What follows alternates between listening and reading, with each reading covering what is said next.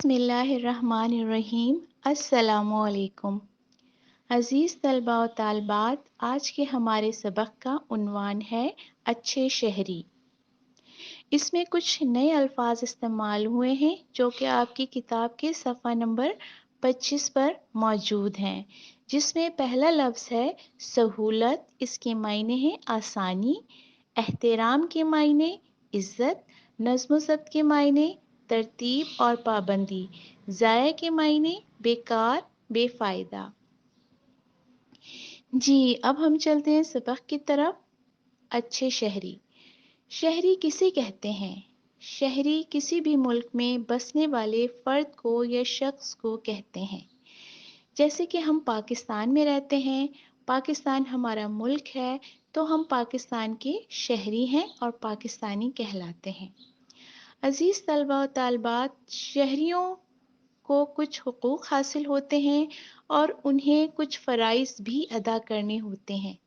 فرائض فرض کی جمع ہے، جس کے معنی ہیں ذمہ داری۔ شہری کے فرائض سے مراد وہ ذمہ داریاں ہیں جن کا پورا کرنا ہر شہری پر لازم ہے۔ الحمدللہ ہم مسلمان ہیں اور اسلام نے سب سے زیادہ فرائض پر زور دیا ہے، لہٰذا ہم جتنے اچھے مسلمان بنیں گے اتنے ہی اچھے شہری ثابت ہوں گے۔ اچھا شہری ملک و قوم کا وفادار ہوتا ہے، وہ قانون کا احترام کرتا ہے، وہ ہمیشہ ایسا کام کرتا ہے جس سے ملک و قوم کو فائدہ پہنچے۔ تو ایک اچھا مسلمان شہری ہونے کے ناطے ہم پر کچھ فرائض یا ذمہ داریاں عائد ہوتی ہیں، جیسے کہ ہم پر لازم ہے کہ ہم اپنے ملک اور اپنے ملک کے اداروں کے قانون کا احترام کریں، نظم و ضبط کا خیال رکھیں، قومی چیزوں کی حفاظت کریں جیسے کہ اسکول کی عمارت، اس کا ساز و سامان۔ پودے اور درخت قومی دولت ہیں، ان کی نہ صرف حفاظت کریں بلکہ ان میں اضافہ کرتے رہنا بھی ہمارا فرض ہے۔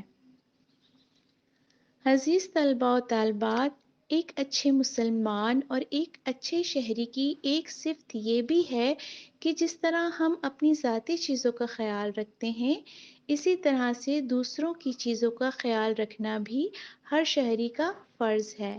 مثال کے طور پر بغیر اجازت کسی کی چیز اٹھا لینا، اسے خراب کرنا یا چرا لینا دینی لحاظ سے گناہ ہے اور قانونی لحاظ سے جرم ہے۔ اس کے علاوہ اسپتال، ڈاک خانہ، بینک اور دوسری جگہوں پر قطار میں کھڑے ہو کر اپنی باری کا انتظار کرنا چاہیے۔ ایک اچھے شہری کی حیثیت سے بوڑھے، بیمار، نابینا افراد کا ہاتھ پکڑ کر انہیں سڑک پار کروا دینی چاہیے۔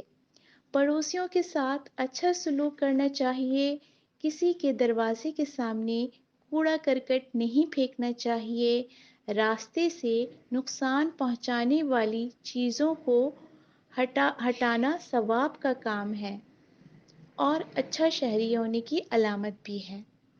عزیز طلباء و طالبات، یہ نہ سمجھا جائے کہ شہری کے فرائض سے مراد بڑے بڑے کام ہی ہوتے ہیں۔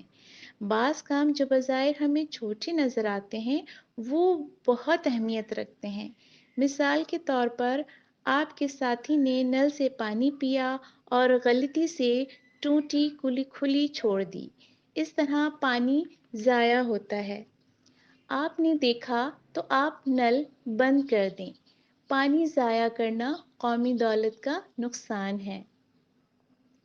اسی طرح سے کمرے میں ایک بلب سے اچھی خاصی روشنی ہو رہی ہے تو پھر بھی اضافی طور پر 2-3 بلب جلانا اچھی بات نہیں۔ باہر جاتے وقت بلب جلتے چھوڑ جانا یا پنکھا کھلا چھوڑ دینا بجلی کو ضائع کرنے کے برابر ہے۔ عزیز طلباء و طالبات، اس کے علاوہ ریڈیو یا ٹی وی پر اچھے اور مفید پروگرام دیکھنا اچھی بات ہے، لیکن ہمیں اس بات کا خیال رکھنا چاہیے کہ ان کی آواز اتنی بلند نہ ہو کہ ان کی آواز سے دوسروں کو تکلیف پہنچے۔ ہو سکتا ہے کہ کوئی آرام کرنا چاہتا ہو، کوئی طالب علم پڑھنا چاہتا ہو یا مطالعہ کر رہا ہو تو ریڈیو یا ٹی وی کی تیز آواز ان کے لیے پریشانی کا باعث بنتی ہے۔ تو ہمیں اس بات کا خیال رکھنا چاہیے کہ ٹی وی یا ریڈیو کی تیز آواز ان کے لیے پریشانی کا باعث نہ بنے۔ ہمیں چاہیے کہ ہم اچھے مسلمان شہری کی حیثیت سے اپنے فرائض ایمانداری سے ادا کرتے رہیں۔